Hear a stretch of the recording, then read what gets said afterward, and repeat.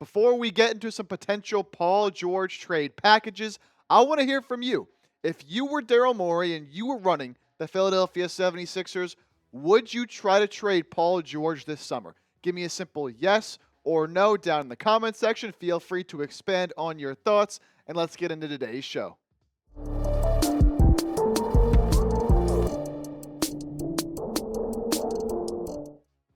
So, Bleacher Report creating 4 Paul George trade packages the 76ers could try to pursue this offseason.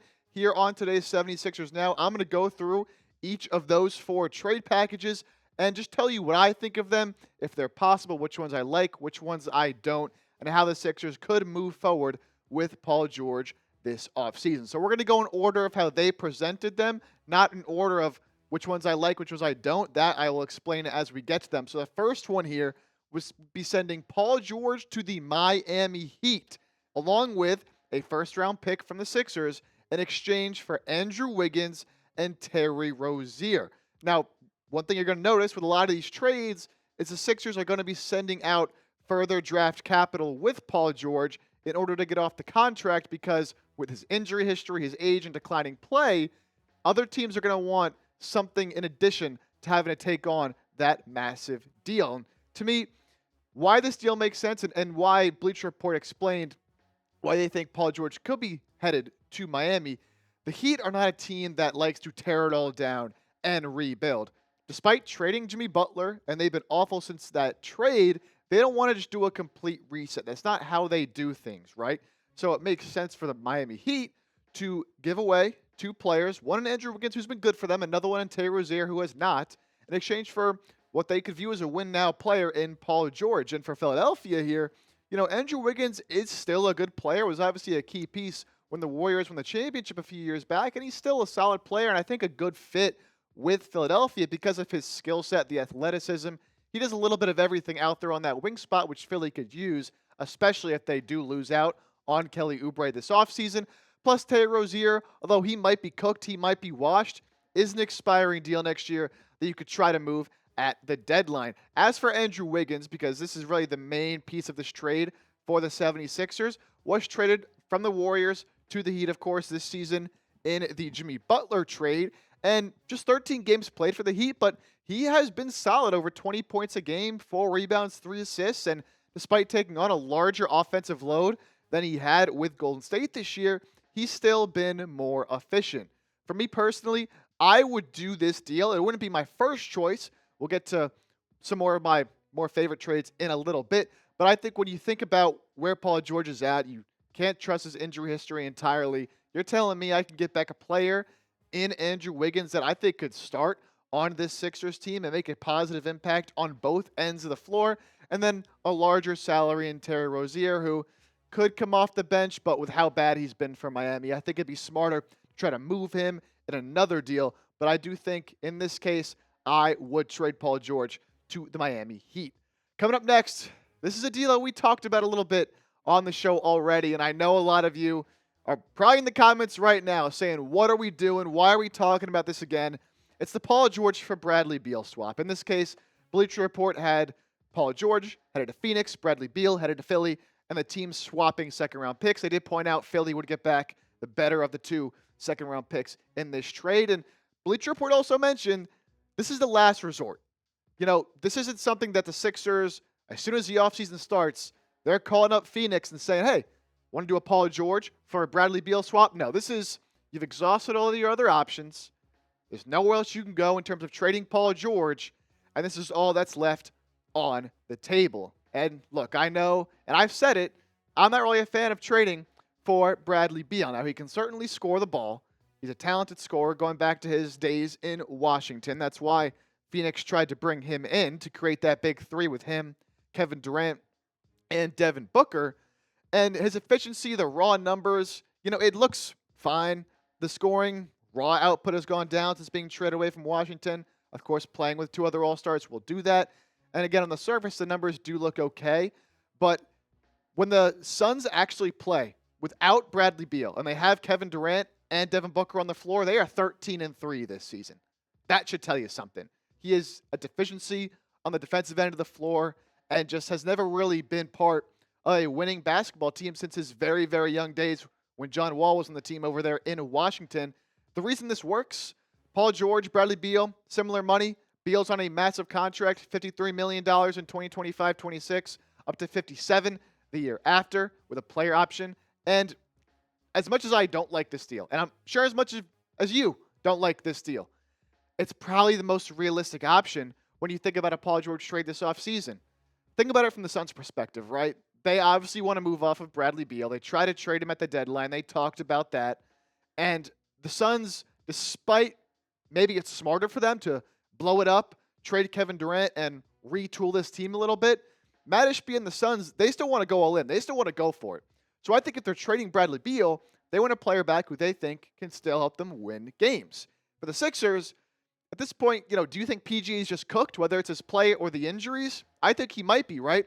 So if each teams are sort of in those thought processes, and Bradley Beal's contract for the Sixers is 1 year shorter than Paul George, maybe both teams say, hey, maybe it's not quite the big upgrade we were looking for or the type of change we were looking for, but let's just shake things up a little bit, get somebody else in here who we think could help us win some more games. But look, for me, I've talked about this, and I'm sure a lot of you feel the same way. At this point, I'd rather just run it back with Paul George than bring on Bradley Beal. I just don't think he's a good fit on this team. I want to see Jared McCain starting next year. Hopefully you can bring back Quentin Grimes. So what, are you going to bring Bradley Beal off the bench? Are you going to bring Jared McCain off the bench? I just don't think it makes a whole lot of sense for the Sixers to go out and try to make a trade for Bradley Beal. As I mentioned earlier, the Suns are a better team when he is not playing. 13-3 this year. When Kevin Durant, Devin Booker play, Bradley Beal doesn't. I don't think it makes sense for the Sixers. As much as I want to see a Paul George trade this offseason, trading him for Bradley Beal is not the move that I think helps the Sixers get over the hump.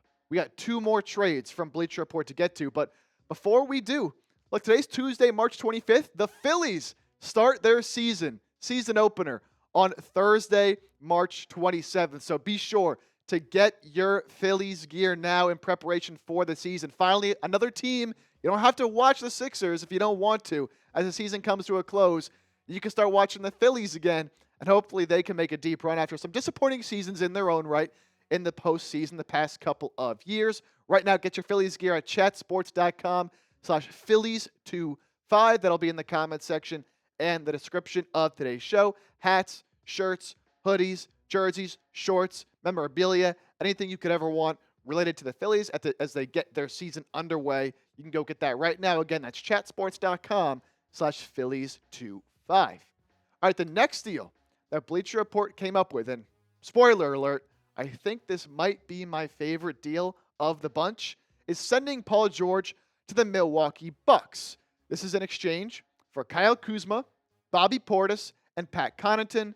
Bucks receive Paul George and 2 second-round picks. Now, there is sort of a caveat with this deal. Bobby Portis and Pat Connaughton both have player options, so they both would have to accept their player options this offseason. It's likely Pat Connaughton will. He's not going to make the amount of money he is right now. Portis is kind of 50-50. We'll see, but depends what his market is. Again, this is dependent on both of them accepting their player options. And there's also some context with this deal that Bleacher Report brought up. This is sort of a scenario where, and it's a very realistic scenario, by the way. This isn't like, let's just hope this happens. This is way far-fetched, way out there. It's a realistic scenario where the Bucks lose early in the playoffs, possibly in the first round, to a team like the Detroit Pistons or the Indiana Pacers. Very, very possible.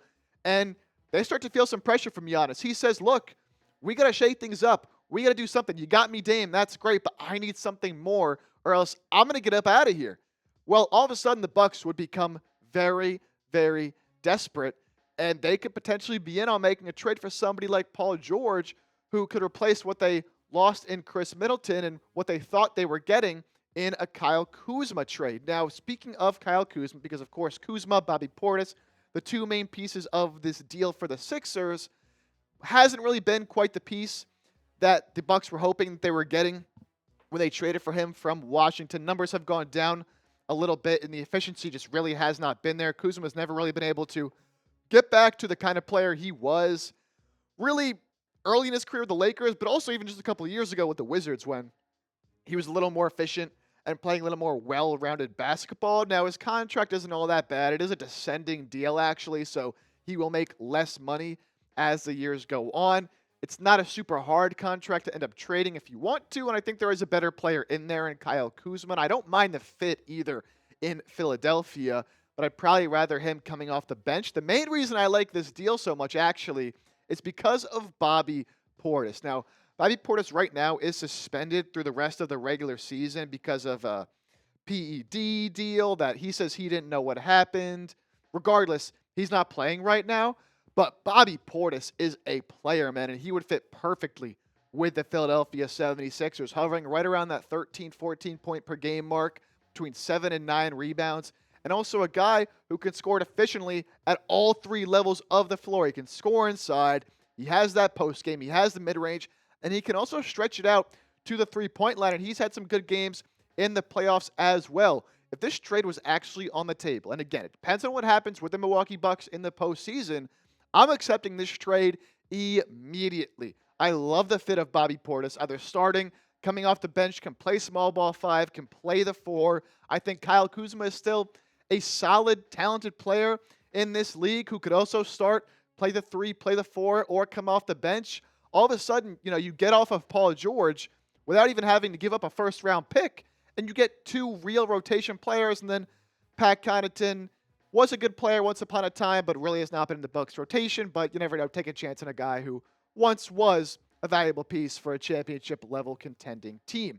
Lastly, we get Paul George going to the Washington Wizards. Now, this one, you give up a little more draft capital here in this deal.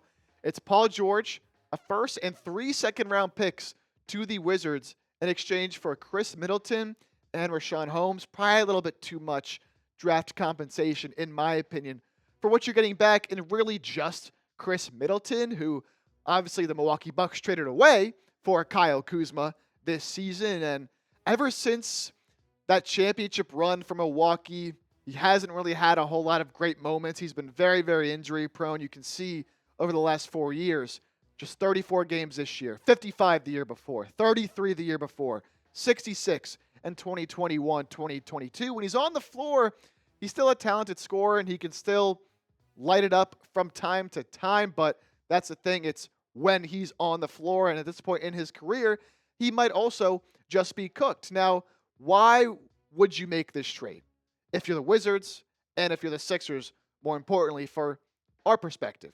Well, Chris Middleton will be on an expiring contract next year. That is the reason for making this move. It's not really the player in Chris Middleton. You're not hoping that Chris Middleton is all of a sudden going to turn back the clock to when he won a championship with the Milwaukee Bucks and be the savior of this team.